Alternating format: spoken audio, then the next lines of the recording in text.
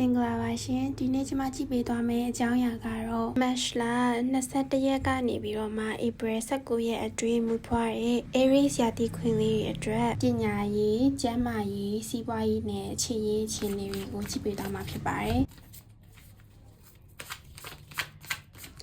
ပထမဆုံးအနေနဲ့ Aries လေးအတွက် March လကတော့ဒီပညာရေးမှာပတ်သက်ပြီးတော့မှစိတ်ရဲ့စိတ်ထဲမှာအဆင်မပြေဖြစ်ခဲ့တဲ့အရာတွေကိုရှင်းရှင်းလင်းလင်းနဲ့နားလည်သဘောပေါက်လာနိုင်တယ်မတိချခဲ့တဲ့အရာတွေကိုအခုမှအတိအကျနားလည်လာသလိုဖြစ်နိုင်တယ်။တင်ယူခြင်းစိတ်လည်းပုံမှုပြီးတော့မှတိုးတက်လာတယ်။စာသင်တဲ့အခါမှာအာရုံစိုက်မှုလည်းပိုကောင်းလာနိုင်တယ်။အသည့်တစ်ခုကိုလေ့လာဖို့အတွက်အခွင့်အရေးလည်းရနိုင်တယ်။ပညာရေးနဲ့ပတ်သက်ပြီးတော့မှအစီအစဉ်အသည့်တစ်ခုစတင်နိုင်တယ်။တစ်ခုခုကိုအာရုံစိုက်ပြီးတော့မှတေချာစူးစမ်းမယ်ဆိုရဲ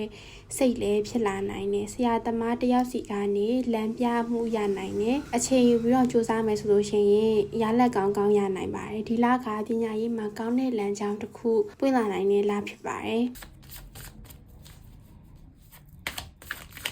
နောက်တစ်ခုကကြတော့ကျန်းမာရေးအခြေအနေပါဒီလမှာကြတော့အလုပ်တွေများပြီးတော့မြန်ဆန်လုပ်နေရတဲ့အတွက်ကြောင့်ပင်ပန်းနိုင်တယ်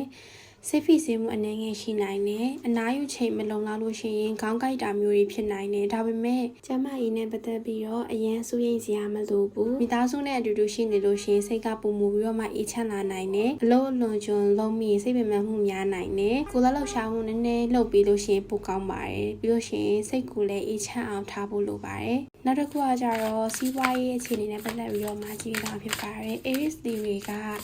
ဒီလမှာငွေကြေးနဲ့ပတ်သက်ပြီးတော့မှကောင်းမွန်တဲ့ရလဒ်တစ်ခုရနိုင်တယ်။အရင်ကစူးစမ်းခဲ့ရတဲ့အပေါ်မူတည်ပြီးတော့မှရလက်ရနိုင်တယ်ပေါ့နော်။အဲဆိုတော့တချို့ကငွေကြေးနဲ့ပတ်သက်တဲ့ဆုံးဖြတ်ချက်တွေကိုတေချာစဉ်းစားပြီးတော့မှလှုပ်ဆောင်ရမယ်။အလုပ်တစ်ခုသို့မဟုတ်စီးပွားရေးတစ်ခုကိုပြောင်းချင်တဲ့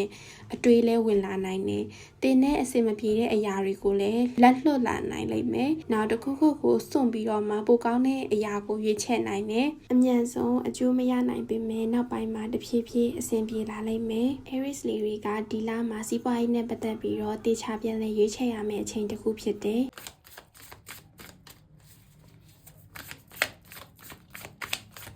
Aries လေးတွေကကြတော့ March လရဲ့အချစ်ရေးမှာက single လေးအတွက်ဆိုလို့ရှိရင်အသစ်တယောက်ကတတိထားမိလာနိုင်တယ်။အဲ့လူကတင့်ကိုစိတ်ဝင်စားပြီးတော့မှစောင့်ကြည့်နေတတ်တဲ့စကားပြောရင်းနှီးဆက်လာနိုင်တဲ့အခြေအနေရှိရဲ့။